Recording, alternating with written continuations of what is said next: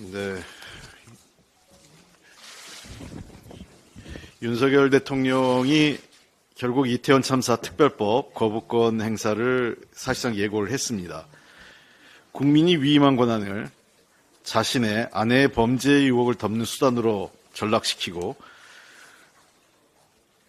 서울 시내 한복판에서 대규모 인명 참사가 발생한 그 사건의 진실마저 가로막으려 하는 것은 아무런 정당성이 없는 거부권입니다.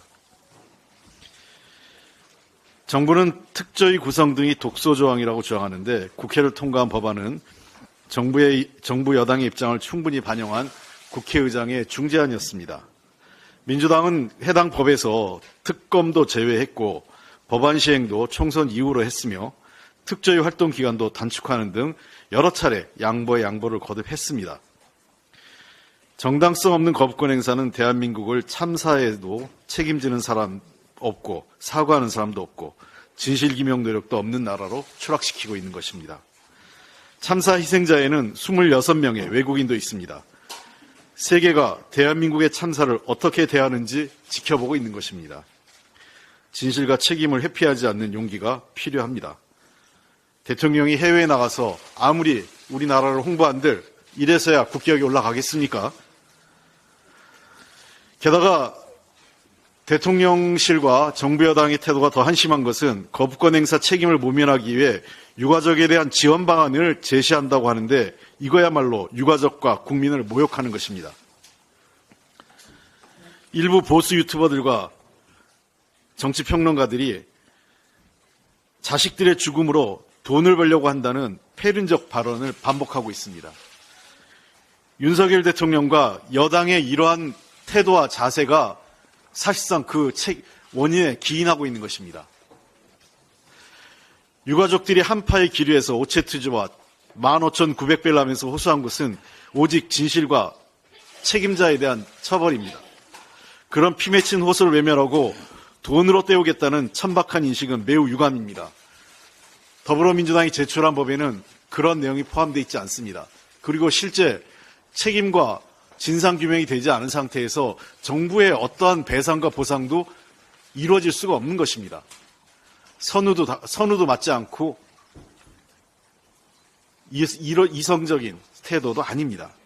국민을 편가르게 하고 희생자와 유가족을 오직 정치적 유불리로만 판단하는 것은 참 비정합니다. 대통령님, 그러지 마십시오. 행안부 지역사랑 상품권 지원 예산의 60%를 상반기에 신속 집행하겠다고 행안부가 발표를 했습니다. 어려움을 겪고 있는 소상공인과 지역경제에 힘이 되기를 바랍니다. 근데 한 가지 분명히 말씀드리고 싶은 것은 지역사랑 상품권 발행 예산은 정부 여당이 전액 삭감하려 했던 것을 민주당이 간신히 막판에 3천억 원을 살려낸 예산입니다. 정부와 여당은 건전재정 주술만 반복하고 상품권 발행 책임은 지자체에 전가하면서 예산을 전액 삭감했었습니다. 그랬던 정부가 민주당이 간신히 살려낸 예산으로 섬신 쓰듯 하면서 생색만 내고 있습니다. 일은 민주당이 하고 생색은 정부 여당이 내는 꼴입니다. 그래도 어떻게 하겠습니까? 잘 쓰였으면 좋겠습니다. 지역사랑 상품권은 지역 소상공인 매출액 증가, 고용 증가 등 지역경제 활성화에 효과가 큰 것으로 나타나고 있습니다. 단순히 민주당의 정책이라는 이유로 싹을 자르려고 했던 행태, 정부 여당의 반성을 다시 한번 촉구합니다. 정부가 지역사랑 상품권의 효용성을 인정하고 보다 적극적인 예산 집행에 나선 것은 그나마 다행입니다. 민주당이 이래서 살려낸 예산이 어려운 소상공인과 지역경제 회복의 버팀목이 되길 바랍니다. 일은 민주당이 합니다. 정부가 주택법 개정 사항인 분양가 상한제 주택에 대한 실거주 의무 폐지 방침을 일방적으로 지난해 1월에 발표했었습니다. 그 이후 정치 공세만 하고 야당과는 어떠한 협상도 하지 않았습니다. 정부 여당의 일처리 방식이 매사 이렇습니다.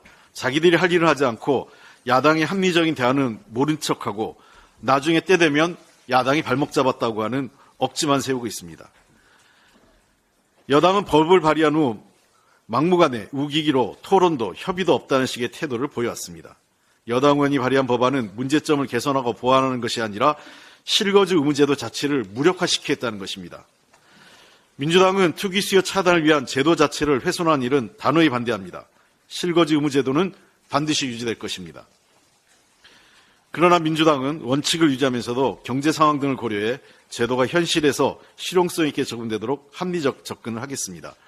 최근에 부동산 대출 담보를 갚지 못해 경매에 넘어간 건수가 9년 만에 10만 건을 넘기는 등 서민들의 어려움이 가중되고 있습니다. 분양가 상한제 주택을 분양받은 실수요자들도 이와 같은 어려움을 겪고 있어 원칙은 훼손하지 않으면서 실수요자들의 어려움을 덜 수 있는 방안 마련이 필요합니다. 민주당은 실거주 의무 무조건 폐지를 주장하는 정부 여당 간 달리 원칙과 현실의 적합성을 모두 고려한 대안을 검토하고 있습니다. 민주당이 실수요자를 보호하지 않고 투기의 문을 열어준다는 비판은 잘못됐습니다. 민주당은 여당과 대통령의 뜻대로 실거주 의무를 폐지하고 무력화하면 투기수요 차단이라는 제도 자체가 훼손되고 분양시정이 왜곡될 가능성이 높다는 것을 잘 인지하고 있습니다. 그래서 실거주 의무제도는 유지하면서 합리적인 대안을 제시하고자 합니다. 민주당은 앞으로도 서생적 문제의식과 상인적 현실 감각으로 원칙을 견지하면서 현실을 반영한 합리적 제도와 법안을 추구해 나갈 것입니다. 구체적인 사항은 국토위에서 논의해 나갈 것입니다. 한 가지만 더 하겠습니다. 대통령과 정부 여당이 제가 얘기한 대안은 전혀 모르쇠로 일관하면서 사실과 부합하지 않는 얘기로 중첩법에 대해서 얘기하고 있는데요. 잘 아시는 것처럼 우리나라 기업은 5인 미만, 50인 미만, 100인 미만, 300인 미만으로 구분하고 있습니다. 50인 이상의 사업장에 대해서는 이미 중첩법이 적용되고 있고요. 이번에 적용된 것은 5인 이상, 50인 미만입니다. 그런데 정부의 통계 자료에 따르면 2022년 기준으로 이번에 적용되는 50인 미만 기업 중에 그 소상공인 자영업자 중에서 무려 86%가 5인 미만입니다. 즉 이번 중첩법이 적용되지 않는다는 겁니다. 실제 대상인 것은 50인 미만 중에 14%에 불과한 것입니다.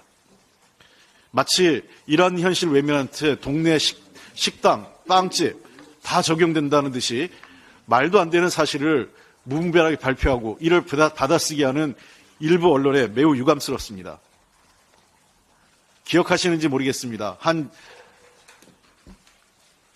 빵 만드는 회사에서 노동자가 사망했을 때 국민들은 대대적으로 그 빵에 대한 그 회사에 대한 식품에 대한 그 거부를 했었습니다. 불매운동이 있었죠. 사람이 죽어가는데 그리 돈이 중요하십니까? 대통령께서는? 누구의 죽음은 관심이 없습니까? 그 비정함이 이태원 특별법에 거부권으로 이어지는 것입니까? 참 나쁜 사람들입니다. 더불어민주당은 누구보다 일하는 근로자들의 생명과 안전을 소중히 생각합니다. 제가 여러 차례 얘기했지만 산업안전보건청을 가져오면 협상을 하겠다는 뜻을 여러 차례 밝혔습니다. 중소기업 중앙에도 산업안전보건청의 필요성을 얘기했습니다. 소상공인 자영업자들도 그러한 기관이 필요해서 현장의 안전을 담보해달라는 요청을 여러 차례 했습니다. 대통령과 정부 여당만 모르쇠로 일관합니다. 자신들이 해야 할 일은 하지 않고 그저 유예하고 연기하고 폐지하고 그리고 사람이 죽어나오면 누가 책임질 겁니까?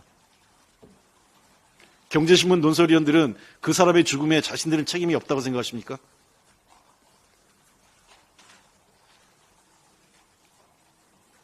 더 이상 산업 현장에서 사람이 죽어가는 일은 막아야 됩니다. 그것이 최소한 문명사회가 해야 될 일입니다. 다시 우리 사회가 그저 돈만 버는 야만의 사회로 안 갔으면 좋겠습니다. 최소한 정부가 지난 2년간 유예기간 동안 일하지 않은 것에 대한 책임도 묻지 않고 보완책도 마련하는 것에 또 하지 않고 그러면서 그저 무조건 유예만 하자 저는 그렇게 살고 싶지 않고 그런 정치하고 싶지 않습니다.